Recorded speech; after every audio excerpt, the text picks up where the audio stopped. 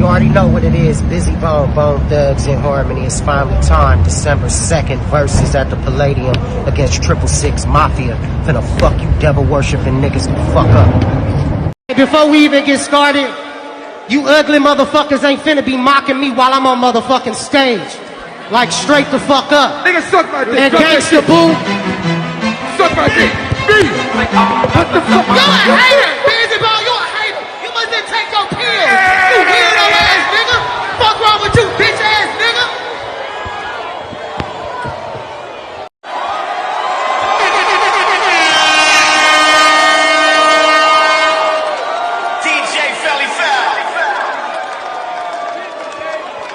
I want to apologize to everybody the fuck out there on both sides.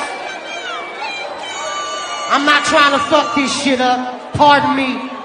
Let's keep the party motherfucking going. Yo, what's good? Hit that thumbs up. So that versus battle last night, and if you see in that first clip, Bizzy came with a certain energy already. I said, okay, this might be a little tense. Nobody thought it was going to get to that point.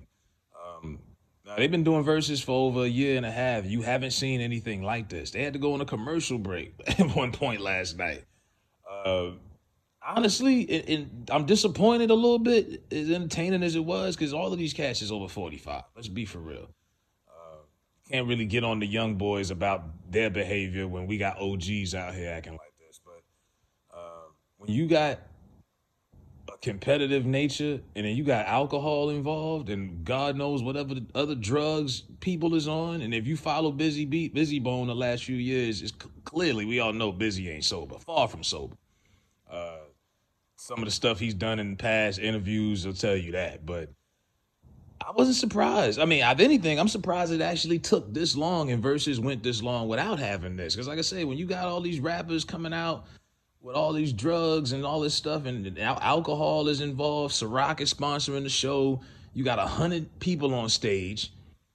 You know what I mean? I don't hear anybody talking about the Locks and Dipset. Now, how was it Madison Square Garden almost shut that down because they had too many people on stage? But wherever they were at last night, was that Staples? They had a bunch of people on stage, dog. It was a lot.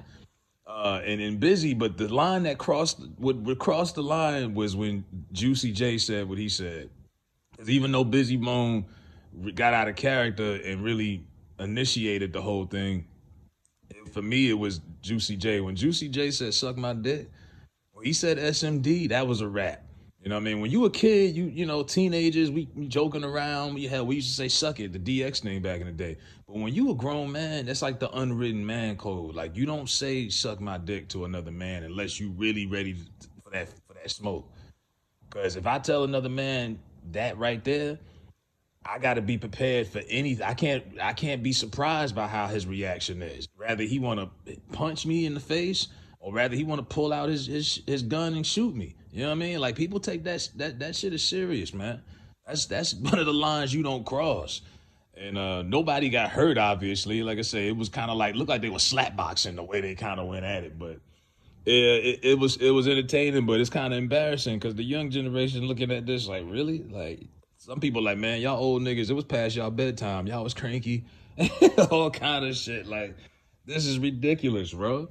And the thing with the Locks and Dipset is, I don't know if they was trying to reenact that. I don't think they were trying to, but with that was kind of organized. Like, don't get me wrong, no one said, okay, at the 55-minute mark, Jada gonna take your bandana off. You know, or you know, Child Styles is gonna sit in Cam's chair. Or it wasn't like that. It was ad-libbed. There was a lot of improv, but they all had a discussion that, hey, we gonna be chippy, we gonna talk our shit. But no one's going to cross that line. I mean, up until that whole versus, Styles and Jimmy have been going back and forth on Instagram, just joking and talking shit. With this was different, you know what I mean? And I think the energy, because that crowd was with Bizzy and them in the beginning with Bone. But then at some point, the tides turned and 3-6 started, the energy just went to 3-6. They was killing it. You know what I mean? And then they brought out Terrence Howard, you know what I mean? They did It's Hard Out Here for a Pimp. I was like, oh shit, like, that was hard. I think Bizzy was probably just in his feelings and he kind of got jealous because I didn't think the matchup was a good matchup, all due respect. And I like Bone. But I don't feel like Bone and 3-6 Big. They music don't flow together. You know, they from Cleveland, they from Memphis. I don't know who you could have put up against 3-6, but I didn't like that comparison. I didn't like that matchup to begin with. It's like they do hype music, Bone 3-6, and then they do strip club anthems and all of that. Bone Thugs, I mean, you can't perform Crossroads and then 3-6 Mafia come out there on some, you know, fuck the club up shit. Like, no, it don't rock. So of course 3-6 Mafia is always gonna get a crowd rowdy because they make rowdy music. Bone don't have that kind of music to uplift no crowd like that. Not like the way they had them in the frenzy. So, you know, some of these artists getting their feelings and things don't go to was planned. But, you know, as you see, they all made up at the end. They kissed and made up. And now Bizzy's laughing at himself the next day. He's having that moment of clarity. You know, you embarrassed yourself. You got paid. Just hoping he get himself together. But yeah, let me know what y'all think. Versus got a little ghetto yesterday.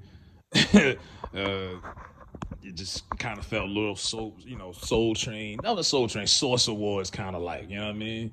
But it is what it is. But yeah, they made that shit whole, and you know, ain't no issues no more. So that's all good with them.